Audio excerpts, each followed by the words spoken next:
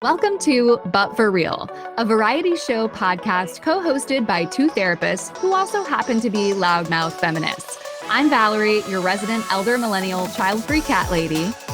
And I'm Emerson, your resident chronically online Gen Z brat. And on the show, we'll serve up a new episode every other week that will take you on a wild ride through the cultural zeitgeist, mental health, and beyond.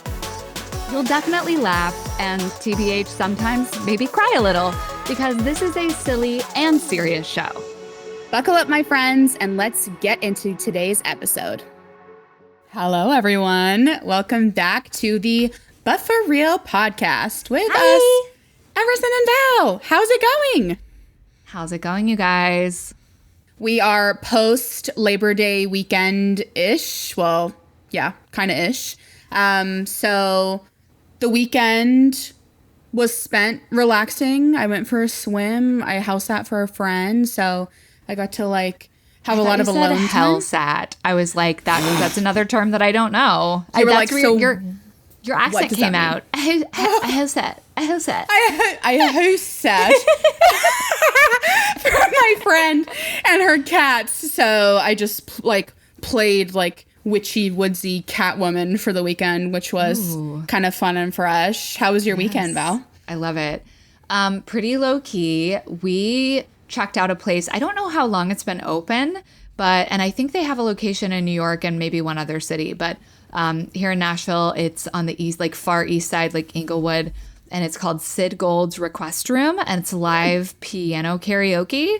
It's piano bar vibes. It is very cute. Great cocktails and mocktails. They had two pianists come in. So there's a woman who was mostly just doing request songs, and she was singing and playing, and she was fantastic. I'm pretty sure, what did she say? Her thing on Instagram was Anna Lee with 13 E's, I think. Oh. Anna Lee! And then at 9 o'clock, a guy came in for actual piano karaoke. So they have their little spreadsheet with pick a song. And there actually weren't that many singers on Saturday night. So I got to do 3 songs and it was super fun. Wait, love, I forget that you're a songstress. It's fun. For realsies. Though I will say, Skater Boy, I thought I was going to be all cute and do a little cross-genre cover with the piano. The range of that song is so awkward. I was like, ouch. This is not it. You're vocal steaming after. You're like, what a trip. Yes. That's so anyway, funny. Yes. So let's get into the show.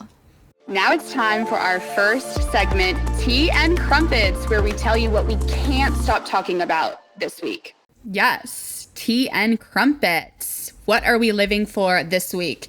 Okay, I legit can't stop talking about Sabrina Carpenter's new album, Short and Sweet, because she is both.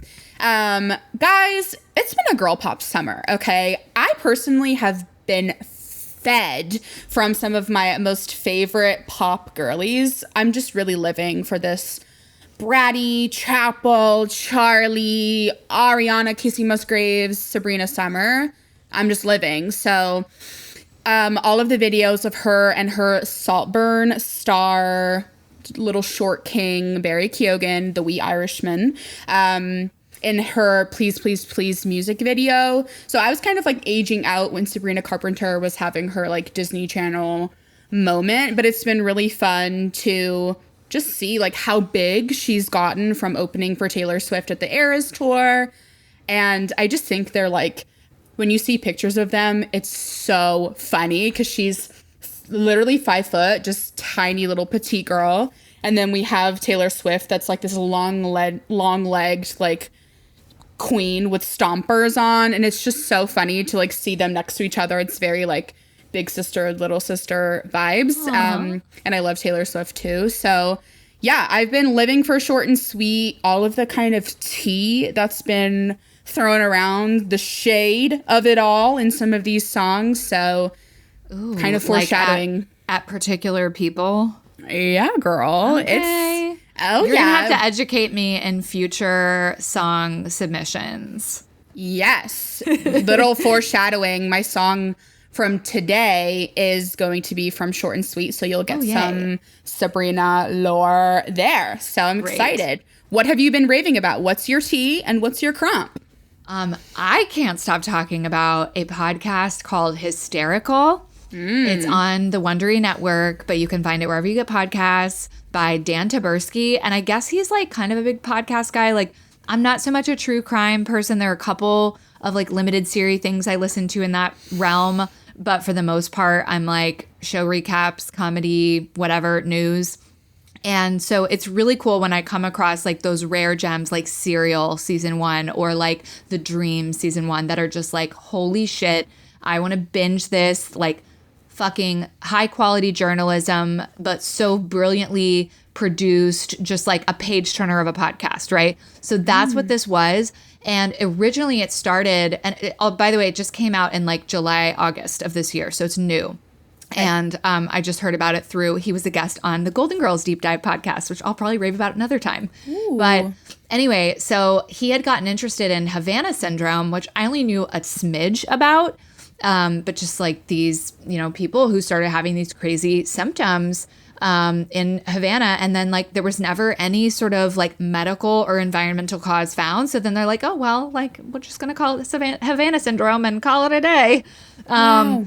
But like this, then there was this high school, like a little bit from Buffalo, New York, kind of rural, called Leroy, which is funny because my grandparents live in Leroy, Texas. But these girls in like 2011, one by one, started coming down with these like pretty intense tics, verbally and physically, out of nowhere. And like Tourette's is like not a thing that you catch, even though there was a girl at the school that like had it since she was 8 years old. So these girls start coming down and they're like looking like, what is it? Is it environmental? Is it some kind of like, you know, virus or something? And I won't say much more because you can listen to the whole story unfold in the podcast. But I will say it's only like 7 episodes. They're all under an hour. And the last episode, I would say, is one of the best podcast episodes I've listened to ever, period. And I've been listening for a long time. So it just got like really profound. And I was like, holy shit, am I crying right now? So definitely go check out Hysterical podcast from Wondery and Dan Taberski. Ooh, I'm excited. I love like a thinky, different thing. So I'm game for sure. Now it's time for Step Into My Office, where you get advice from your favorite professionally qualified, personally peculiar therapist. Okay, our submission for today is probably going to make a lot of people feel really seen, which is really important. And as a sex therapist, I'm excited to read and talk about this today. Dear Val and Emerson, why don't I want to have sex with my husband? It's not that I don't find him attractive, but I don't feel attracted to him in the way I used to. I barely feel sexual at all anymore. It's like that part of me just shut off somehow. He's been really patient about it, but I know it's disappointing for him, and I don't also want to just force myself to go through the motions because I did that for a while and it sucked. What do I do? Sincerely, the girl losing hide and seek with her sexuality. Oh, I hate it, but it's... Man, how many times have we seen this, right? Oh, yeah. A lot. A lot. And I'm so glad, like, it's such an honor as both, you know, you and I are sex therapists as part of our work that we get to support people with this. Because this is one of those issues that people will just sort of suffer in silence with for years, thinking that, like, they're the problem and just like, well, this just is what it is now. Yeah. I think majority of women and AFAB people that I see at Gaia that's, you know, come through the couch and bring this in, so much shame around this and feeling like they haven't been able to name this for a really long time, or are coming to therapy to try to name it because they don't know how to name it to their partners. It feels really huge. And so from where we sit, to be able to try to normalize and bring in some psychoeducation about desire discrepancy is what we call it, is really fruitful. And so I think one of the main things that Val and I know that we always lead with is talking about the different kinds of desire. I always tell clients when I'm talking about desire, I reflect to the very first episode of Sex and the City, where Carrie is talking about seeing this guy, and the girls are reflecting on how to have sex like men. And that just struck me so hard when I rewatched Sex and the City as an adult and went to grad school and started learning about sex and sex therapy, because that's the normative approach in our culture, is to like have sex like men. But like, what does that actually even mean? And we hold ourselves to like really arbitrary standards and values around sex that mostly just end up hurting us instead of helping us. So responsive and spontaneous desire is what it sounds like. I refer to that as like green light. So you are more so ready to go at any given point.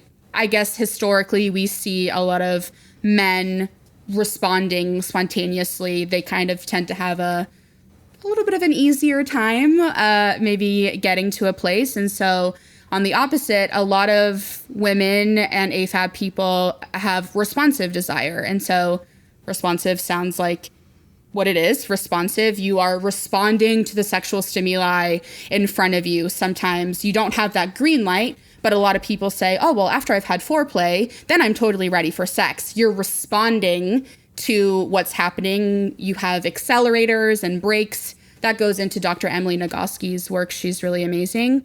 But even just naming spontaneous and responsive desire has been mind-blowing for a lot of our clients. And I would say especially where it can be such a mind fuck is like, if you're dealing with this in a committed relationship and you're like, well, it didn't used to be like this. Like the first year we were together, it was like amazing and sex was easy and it was fun and it was hot and whatever. Like the limerence phase, which is sort of the technical term for that kind of honeymoon phase of the relationship, whether it's 6 months, a year, whatever, sometimes it can be shortened or extended based on circumstances like, are you long distance? It might last a little longer. Or did you move in together quickly? Maybe it's pretty over pretty quick.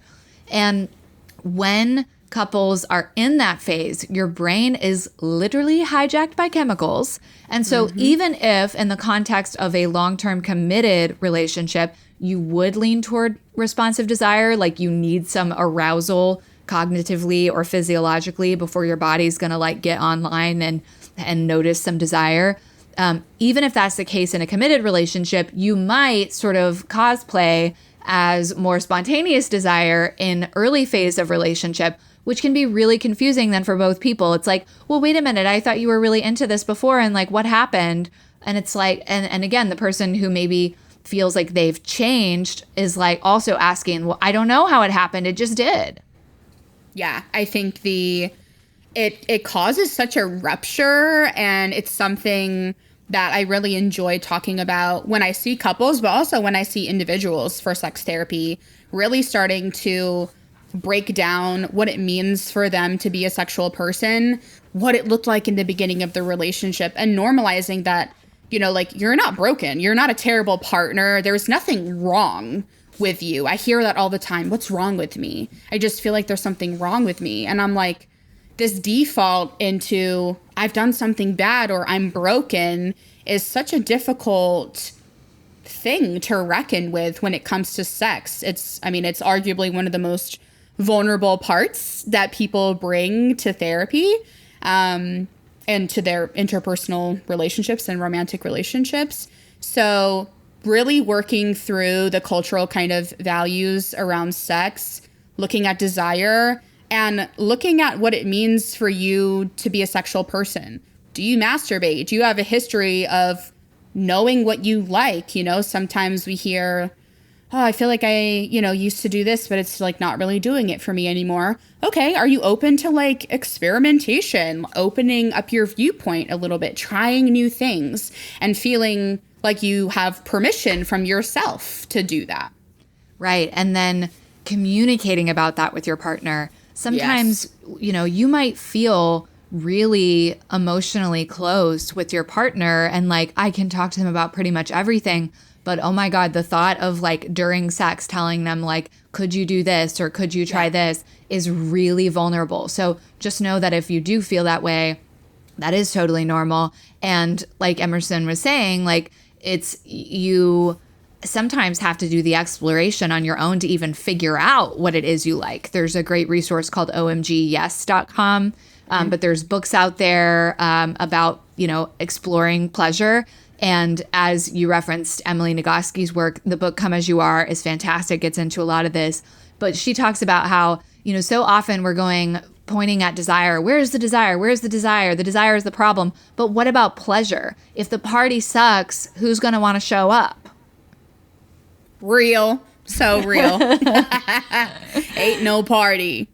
Yeah, but knowing how to advocate for what feels good. And a lot of times for, again, women or AFAB people, like that might mean integrating toys into sex because guess what? It's like if you're not getting that clitoral stimulation, you're probably not getting a ton of pleasurable sensation. Yeah. Yeah. And I would say, all of this information included, I guess like one of the ending tidbits for this submission, oftentimes what I talk to clients about, couples and individuals, is what Valerie taught me of like the traffic light kind of like euphemism.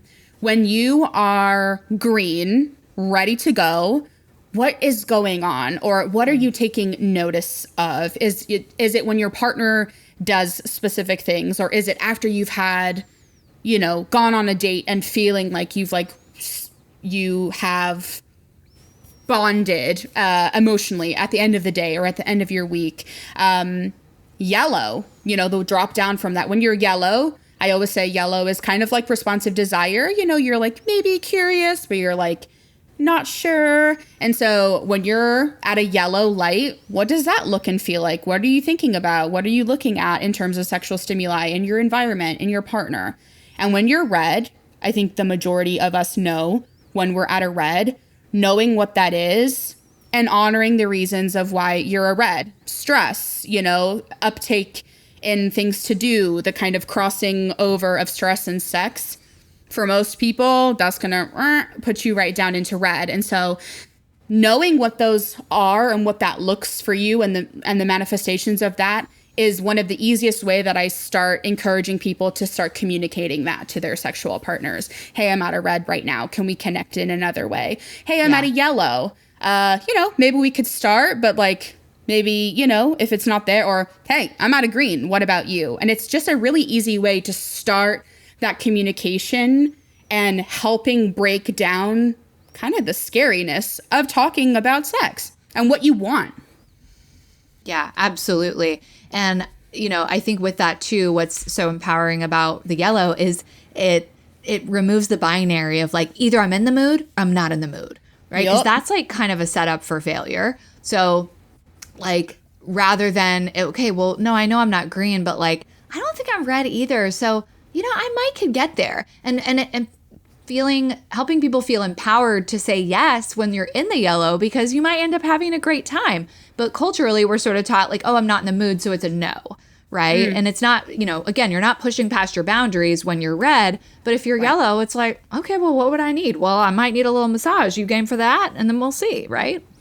Yep. Opening up communication and getting to know your own body is huge, and generally a place where we would always recommend for you to start. So we wish you well, listener, and know that you are not alone with these experiences. Thousands of people think and feel this, and they just don't name it for a magnitude of reasons. Let's just start naming it and normalizing it, because it's okay. Love it. Welcome to The Lore, where we share anonymous listener-submitted stories about literally anything. The more cringe or jaw-dropping, the better. To submit your story for a future episode, find Deets on the gram at ButForRealPod or at GaiaCenter.co/podcast. Okay, so our first submission for The Lore is a story about a first date that happened at a wedding. Oh my God. In Mexico.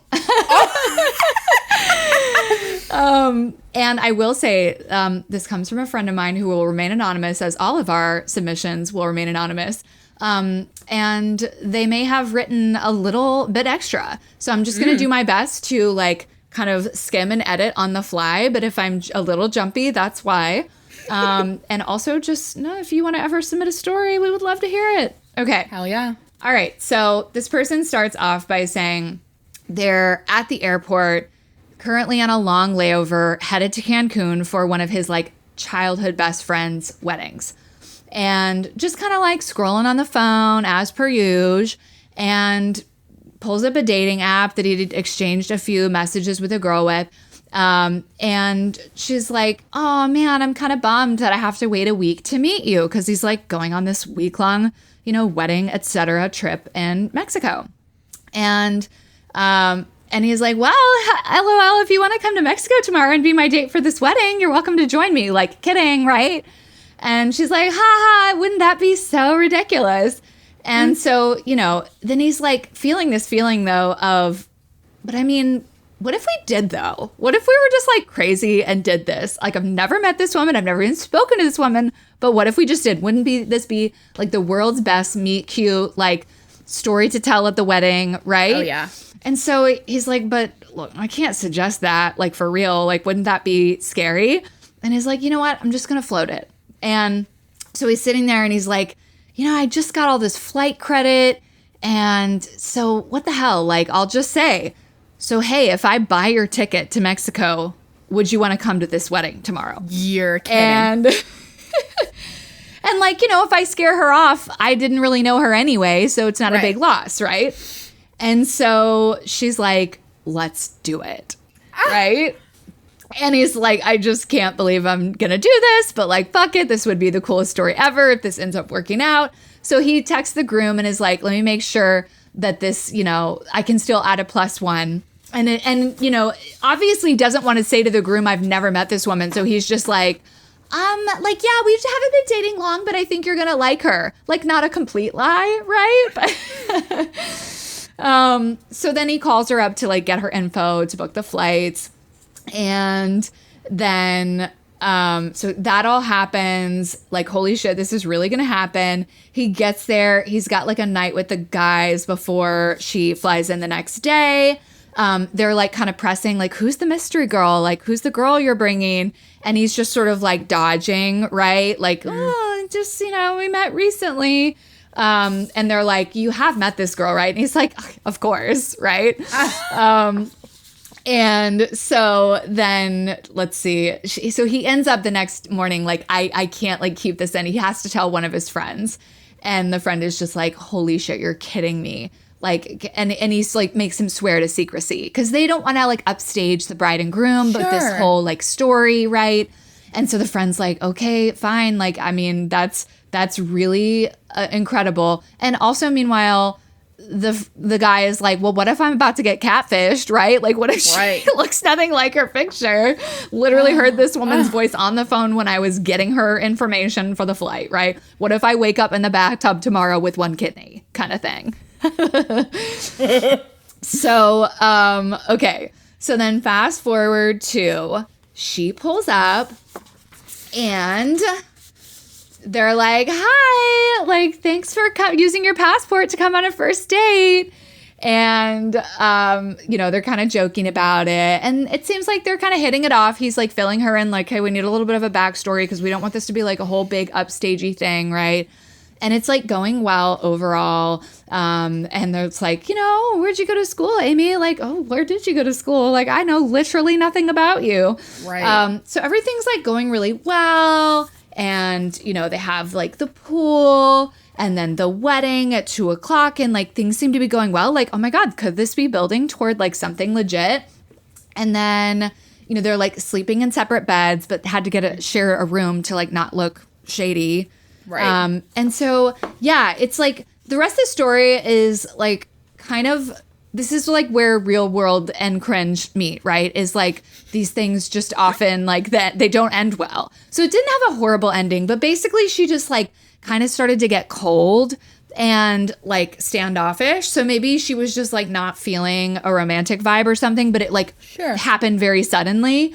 And so then he had booked her trip to align with his because he was after the wedding going to Tulum for a few days. Like, hey, I'm already in Mexico. And so he had booked her trip to align with his of like, you know, you're already here. Might as well enjoy a cool vacation. And so he's like, if you've never met someone, my advice is like no more than 2 days. So they had to do a 5-day trip, like just so uncomfortable, like getting through every meal, like just like so like, yeah, I know. So it like took a turn. Things just got weird. Ugh. And then she never acknowledged, like they've never really discussed. He was like, I don't want to make you uncomfortable. And so they went back. They only exchanged a couple of texts once getting back to where they lived. And that was it. It was done. And yet the story lives because there's all these fucking wedding photos. So every time on his anniversary, it's like, you know, happy anniversary to one of the most ridiculous things you've ever done because there's this rando girl in the pictures. So that's the story for the lore. You're kidding. It's the 5 days for me. 5 days. Like... just sitting across, like, probably in, like, a really beautiful resort, and you're just mizzy. Like, that is so God. Ridiculous. Like, can I just get an extra drink, please, to get through this? Yeah, like, see you back at the room. Lol. I mean, I'm kind of gagged. Like, I think it's, like, a really, like, out there romantic gesture. Like, that's some movie shit for sure. Totally. Just flopped, huh? Just a belly flop. Yep. Oh, my gosh. Like, it seemed like it's going so well until it wasn't. We'll always have Tulum. We'll always have that first 6 hours. Oh, my God. That's some Ted Mosby shit, if any How I Met Your Mother folks are listening. Oh my gosh. That is so funny. I can't breathe. And now it's time for the DSM. In our DSM, all varieties of dysfunction, spiraling, and meltdowns are welcome. In this segment, we break down complicated concepts and common misconceptions about mental health, well-being, and tell you what we really think. So our topic DSM category for today is discernment in the pop psychology world. Holla! How many times does somebody come across the couch and they're like, and I think I have this, and I think there's this, and like, this is this, and this is, and I'm like, and they're like, you know, and I mean this with like such love and earnestness. I'm like, are we on the same side of TikTok? Oh, our algorithms, algorithming, because you just listed everything that I saw when I was doom scrolling at 1 a.m. of like, hey, if this happens, this means you have this disorder. And I'm like, whoa. Can we pump the brakes a bit, folks? So kind of just opening up, we, you know, have some things, but one of the main things that I wanted for us to kind of delve into today is the broad kind of topic of the word and the utilization of narcissism. One of the probably biggest booms in therapy speak I think I've seen on the internet in a really long time. Everyone and their mama is a narcissist, apparently. And so I'm curious for you, Valerie, if you've in clinical work and just, you know, in your onlineness, what you've kind of seen in terms of like over pathologizing symptomology when really most of it's just like basic human shit and experiencing. Right. Yeah. And for anyone who doesn't know the term pop psychology, basically that's just like shorthand for quote unquote popular psychology, which means sort of like how psychological concepts are discussed in sort of like especially social media, but even mainstream media. And yeah, I mean, now that we live in this world where like everything can go viral and people are creating the kind of content that they know gets eyes, like they're kind of trying to create stuff that's sticky. And this kind of content, high conviction things that are like, if you do this, you have this disorder. Yep. That stuff goes viral for a reason, right? Now, it's anytime we're talking about something like this, and this is part of why, like, I love this format of us getting to really dialogue in depth about it, because we have more than 90 seconds where we can acknowledge the nuance, because the reality is that there are people who have been helped by finding educational content about trauma, about mental health things online, people who have wept because of how seen they have felt by something, right? Who have felt so alone in their actual, like, real lives, but then see this, like, stranger on the internet created this video that just, like, spoke to their soul. So we don't want to say that it's all bad, but there, you know, because anyone can create stuff. And it's not even that, like, oh, we'll only listen to licensed practitioners because those are the only people who know what they're saying. No, that's just not a great filter. Like, we like to think that if they're a licensed practitioner, they probably, hopefully at least know more than the average person about that. But that's, you know, you're going to find clinicians who don't say things very accurately. And you're going to find, you know, folks who have no professional credential or training who create really powerful, very accurate things. So it's really tough. And I think that goes with this narcissism thing too, of like, there are people, and I know some of them, who have been in relationship with people who either might have actually might have been one of those rare percentage of people, which you'll get into in a minute, might have actually met the criteria for that disorder, or at the very least had a consistent pattern of shitty behavior, right? Yeah.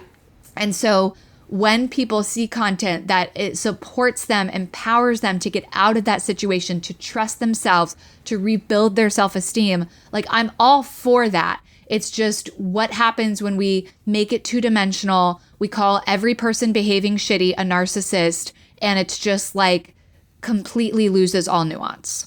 Yeah.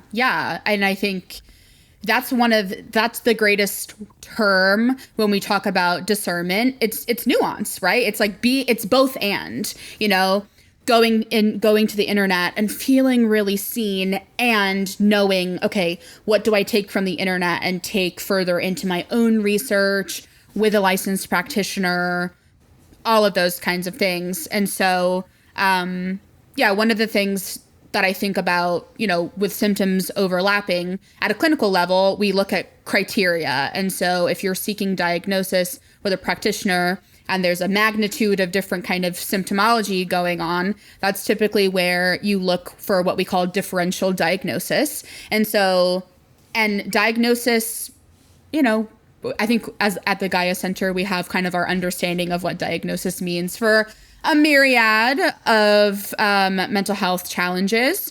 So a lot of it really is just holding space for a lot of nuance and trusting yourself and going about it with the right people that can support you.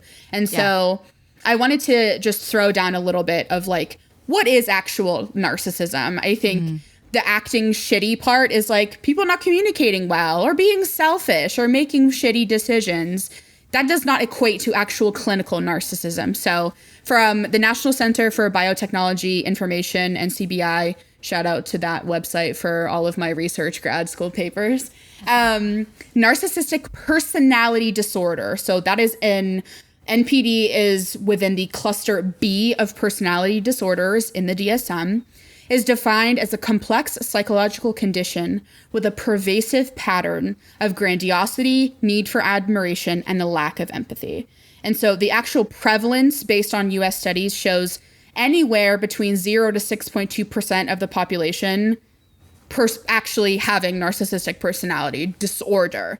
Right. And like with that, you know, there's going to be a lot of more people than 0 to 6% who might have like subclinical, like they exhibit some of these symptoms some of the time in some context, right? And that same goes for all the other kind of shit that we're seeing, like, oh, if you know, don't fold your laundry, then you have ADHD. It's like, or you hate fucking folding laundry. Maybe it's that. Right. But like, really, it's looking at that there are a lot of things that are relatively in a normative spectrum of like, this is just shit that happens. It's not necessarily at a clinical level. just being a human, existential challenges, existential like anxiety. But there are things that part of that differential diagnosis that you're talking about is like the very same symptom or behavior might actually be related to or due to 4 different potential diagnoses. So if we're just looking at that behavior and choosing one of those diagnoses, because that's what we resonate with, we might be missing some important data about like, wait a minute, because it could be one of these 4 things, let's drill deeper and see which of these things it actually is, because that might inform the approach that we take to treatment. Absolutely. I really love that part of, you know, that balance, right? Of what is normative human behavior. You know, I think especially when it comes to like behavior that we perceive as like shitty, right? Or like shitty behavior versus like abusive behavior, and people that are from intergenerational, you know, patterns of abuse and trauma that they act out within their own relationships and not having an idea of what they're doing, and that this behavior like is damaging to themselves, to other people. It's really an interesting boat to be in. And I think that's why I was like, Val, we have to talk about narcissism and just kind of name like what it actually is and what to do, you know, in terms of having this information. Right. And to remember that even if someone may not be a narcissist, that still doesn't mean that you have to like accept their shitty behavior. No. And I know that is a fine line. It's a fine line between like, well, you chose to stay in the relationship. Like, I get it. Cycles of abuse are real. Feeling, you know, even your childhood shit bringing on, you know, tendency toward people pleasing or whatever. Like, plus we're all fucking people pleasers, most of us. So that doesn't necessarily always come from childhood trauma. Just gonna say it. But it's, you know, even if a person is not a narcissist, they don't get to treat you shitty, and you don't have to stay in that. And hopefully you can feel empowered and supported by the other people in your life to be treated well. Yeah, yeah. One of the things that it's somewhat related to the narcissism spiel, but just kind of utilizing discernment in general, is flightless bird talk. If you were cued in to the flightless bird scandal drama, it was a fucking trip. Are you familiar with this, Valerie? No, tell me. Woo. Okay, so in short, a woman took to TikTok to document her experience with her husband's seemingly erratic nervous breakdown mental health crisis, which ended up leading into a bipolar 1 manic episode. For like maybe the first time that she had witnessed? Yes. Okay. Yes. Yeah. Like things were completely normal, and then a switch happened. And so this woman, Flightless Bird, that was her name on TikTok, she essentially lied to the internet and was acting kind of as if things were happening in real time. So people were waiting for her to post the next video and were inquiring about if she was okay. They had 4 young children, and she was kind of giving like the play-by-play, would go hours without posting, and people were very concerned for her well-being. She talked about having like no contact with her own family and his parents coming from what she deemed as like a religious cult, and were trying to turn against her because he was turning against her. He was saying, you're having a mental health crisis. We need to help you. And so it was really scary, and it was really concerning to watch all of this unfolding for this mother, and for the safety of her children. So I was talking with my therapist friends about this because I was just like, what the fuck, you know? And for the most part, I will totally admit this in terms of nuance, like I was pretty bought in. I was like, the emotion was raw. It was real. The story was here. And she came out after and said, you know, this story was real, but she decided in her own kind of healing that she wanted to do a retelling of this story and coined it as like performance artistry, which people had a really big problem with because she was in the comments people were sharing like their own experiences with loved ones that have had a mental health crisis. She was kind of actively calling out the brand, the company Hims, like Hims and Hers online. If you're familiar, you can go and have psychiatric medication, you can have weight loss medication, supplements. So they're kind of like these wellness brands that you can go take a questionnaire, have medication for, but don't need to go to a doctor or have insurance. And he was taking an SSRI, which we know with bipolar and mania, an SSRI is typically not good for mania and suicidal ideation. So it was all just really messy. The internet was pissed. She came out and was like, I'm disgusted with myself. I'm so sorry. I didn't mean to like mislead everyone. And everyone in the comments was like, well, you're a fucking narcissist. And that word, every time I was scrolling, it was coming up. And I just thought, this is a really outlandish and also really interesting conversation to have in terms of nuance when people are sharing what we take to the internet and put on blast for the entire world to see, right? And also, I thought a lot about the consent process. As I was watching and following her videos, I was wondering, is her husband consenting to this? You know, like in an active mental health crisis, I was like, he ain't consenting to this, you know? And also, what does it mean when we are watching content that is potentially false and actually triggering to some people that are sharing their own stories and trying to do what they thought was helping this woman by sharing their experiences and trying to help her along in this process. And she kind of turned around and was like, it was performance art, and this is what I did to tell my family's story. I want to write a book. I want to do all of this stuff. And people were like, girl, that's fine, but you shouldn't have fucking lied about it. Yeah, I never followed the whole like scandal, and this was probably way before your time, of like that Million Little Pieces author. But it was like a similar, like he got like Oprah level, like coming on Oprah level fame for his memoir, and it was like made into a movie and everything. And then it was like discovered that a lot of it was like heavily embellished. So it's like all of that, but moving a million times faster, you know, because these videos are just up and they can get to millions of eyeballs so quickly. Right.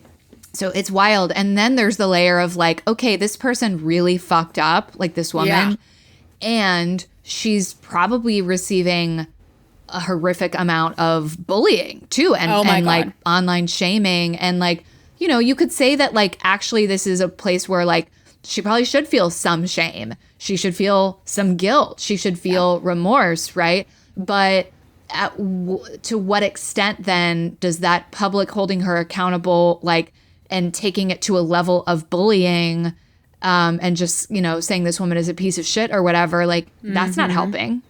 No. And I think, you know, maybe this is a hot take, but her accountability video that she posted where she was like, I deserve it. I deserve the hate. I deserve to like sit in the discomfort that I have created. I'm a looker in terms of like apology videos, like celebrity apology videos with scandal and things. And usually those get a ton of heat. But I was really interested in the fact that like she didn't double down. She was just like, I really fucked up and like I'm disgusted with myself and I'm really sorry. And I remember seeing somebody stitching that video on TikTok and saying, well, if you really care, you'll delete your account and all the videos up until whatever date is about to come so that you don't have monetization from it. You don't make money off of it. And so she did. She deleted that account and people were re-uploading it. It just was such a clusterfuck, but it was psychologically so interesting to me seeing how the internet was reacting and responding to, like, I guess collectively feeling betrayed. And some of the people that were like, you know, the internet is so funny. Oh, well, I knew she was bullshitting. A person in crisis wouldn't be wearing fancy earrings and changing up her outfit. And I was like, well, come on. But just the overarching theme of discernment in a situation like this, and then the kind of jumping down her throat of, well, what she did was incredibly narcissistic. I mean, I don't deem it as, you know, I don't deem it as like clinical narcissism. Is there traits of it in there? Sure. Need for admiration or, you know, specific things within there. But I just thought it was such an interesting part to add to this conversation. Little case study for sure. Very case study vibes. and I think like in general with this whole conversation around, and this is, you know, I'm sure not the last time that we'll touch on this topic of, you know, mental health and the internet and social media. But for real, it makes sense that people want to understand themselves, that you want to feel less shame about just struggling with the things that you do or being the way that you are, and recognizing that that may or may not be tied to an actual clinical diagnosis. Yeah. TikTok has been a life force in bridging these shared experiences, like you were saying, Val, and really helping people feeling seen and more aligned, and giving people information that they never had in order to go talk to their medical professional about what's going on with them, in order to talk to a mental health professional. And it's just a continued utilization of discernment. What can I take from this in terms of feeling empowered and information? And also, what do I know to be true about my own experience? And how can I safely lead with this research and information and lived experience to help myself feel more aligned with who I am and how I'm trying to live, get to know myself, feel accommodated to myself with. So can you give us like a few quick and dirty, like, here's what to do to keep in mind in that discernment process? Yeah, I think definitely the do's, seeking, especially when it comes to mental health diagnoses and medical things in general, please take your information outside of the internet. And I mean social media. There are a myriad of like research and scholarly articles, case studies, legit pieces of information to go source that you can, you know, balance with what you learned on the internet and go and find actual research about. And then take that into real life with someone that's certified and trained in their area of expertise. Follow credible sources. So, you know, again, some discernment. Some therapists or medical professionals may not be posting the most correct information, but a lot of times, you know, we all have to like do no harm, and that goes to being on the internet as well. So try to find, you know, content from people that you deem as trustworthy as best as you can. And just be cautious of like armchair psychology, weaponized therapy speak, things like that. Just really trying to start strengthening that nuance. And always consult with a medical professional, especially when it comes to trying medication and even supplements. I know that therapy, TikTok is huge with pushing supplements and all of these things our way. If you have, you know, coinciding medical conditions, it is so important to talk to somebody that knows you and knows your medical history to safely start engaging with different medication and, you know, trying your best in terms of your accessibility when it comes to seeking medical care as best as it can for you. I know it's really convenient to have hims and hers, and I'm not shitting on this company and their integrity, and especially when it comes to psychiatric medication, which can have lasting effects. Please do your research and go and find a trusted practitioner to walk these things through with you. Amen. And now, our musical segment. Now that's what I call okay, where Emerson and I each share a song with each other each week as representatives of our respective generations. We tell you a little bit about the song or artist, and then we press pause, we share the song with each other, and then we come back for our live reactions. And we're capturing it all on a Spotify playlist linked in the show notes for you. So my song is Coincidence by Sabrina Carpenter. So this is off the new Short and Sweet album.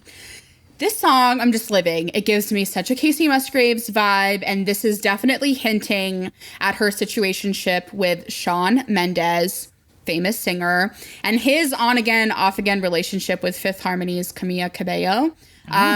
Messy. The two of them definitely have some back and forth songs about each other and this man. I was so obsessed with Shawn Mendes in like 8th grade. It's so cringe. But yeah, it's just really funny. But Sabrina, I just really love this. Again, she got her start on Disney Channel. She was on Girl Meets World. I never watched Boy Meets World, like from the 90s or whatever it was. But Sabrina is known for her funny wordplay and outros at her concerts based off of her song Nonsense. Lots of like funny and kind of crude phrases from this like beautiful little Polly Pocket aesthetic girly. So it's like kind of some shock value, but also pretty funny. So yeah, I'm pumped to Sabrina Carpenter your ears a little bit. Okay, I'm going to give it a listen. Woo! Yay. Oh my gosh. I love how this generation of pop girlies is like bringing the snark. Yeah. Right? Not just like the sexy sultry that Britney and Christina brought and even Madonna, but like snark. Oh yeah. Like we're being shady the house down boots, girl. I'm really liking what I'm seeing of Sabrina Carpenter. And it seems like she's funny. Like, you couldn't hear it so much in that song, but from what I've heard, like it seems like she's really got a voice on her too. Oh yeah, she got some pipes. Yeah. So thank you for sharing. I definitely am a big fan of like Espresso and a couple of other songs that have gotten big. So I gotta listen to more. Okay. So the song that I chose for this episode is Passenger Seat by Death Cab for Cutie. So Death Cab was originally formed in 1997 in Washington State. They've come out with a bajillion albums. They're still writing and releasing records. And this one was off of their album Transatlanticism, which is like iconic in the like emo sort of indie rock sphere. They just went on a 20th anniversary tour of this album, along with that same year, the Postal Service, which is frontman Benjamin Gibbard's side project, released its only full-length album called Give Up that same year. And so they toured both albums, played them both in their entirety. They were not originally coming to Nashville, so we flew to LA to see this show. And then they were like, by the way, we're adding a second leg. So then we went to Bridgestone to see the show. So this album was like iconic, formative. And they've got like the poppy upbeat, but then they also have these like heartbreaking or really tender songs too. So I'm excited to share this with you. Ooh. Ooh, I even loved the sunset, you know, like the car picture with it, because obviously passenger seat, but like kind of vibey and like vibey, but like sad vibey. Like sometimes when I'm driving home, I'm like, I need to listen to something feelsy. So I feel like that's like a good feelsy song when you need to be in it.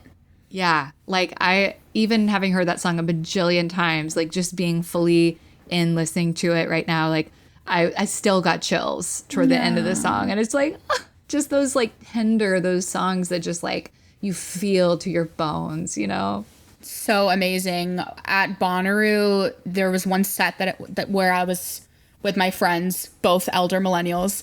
And it was like all millennials at the set, and they were playing some Death Cab. They were just like the emo-y ones. They were playing, my age is showing so bad. They were playing Wheatus, and I was like, oh, yeah, I know this one. Yeah. It just was like a variety of all the like millennial core emo-y, but like the jams that all of you just like grew up with. And I'm just like this little Gen Zer in the crowd, and all these millennials are just like crying and laughing, and my friend turned and she was like, we're all just healing. And I was like, yes, heal. And it's really funny too, because the whole like emo, indie, punk, like sphere is so segmented. And so it's like, depending on if you're 2 years younger or older than someone else, or you are more into this style of indie or this style of like emo, it's like, it can be drastically different, which is so cool.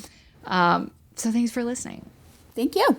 And now for our last segment of the show, welcome to Fire Dumpster Phoenix. It is rough out there, y'all, and we need all the hope we can get. It's time to go dumpster diving for some positive news and rise from the leftover Happy Meal ashes together. Okay, so my story for this episode is a discovery that I made within the last few months that had just like brightens my heart every time that I see this person posting. His name is Derrick Downey Jr. That's Downey with an EY, and that is his handle on Instagram. He's got over 1 million followers there for his squirrel content, honey. He is just such a gentle soul, like found these like baby squirrels and rescued them, and then became friends with like all the squirrels in the neighborhood, built a little squirrel house on his back porch, befriended them. Like, it is so sweet. Also, he is like not hard on the eyes. I'm just going to say it. And recently he noticed that his squirrel friend Maxine, who, by the way, he had written a book about the baby squirrels that he mentioned that he rescued, and Maxine was their mom. So Maxine was like eating funny, and he's like, girl, what's wrong? So he gets a vet who's like, I will help. So he takes her in. They have to like put her down. He has a whole reel on it, and it's like so cute and sad.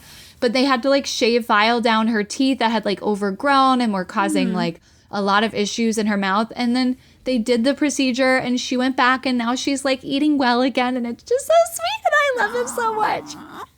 That's so cute. Oh my gosh. I'll have to yours? follow.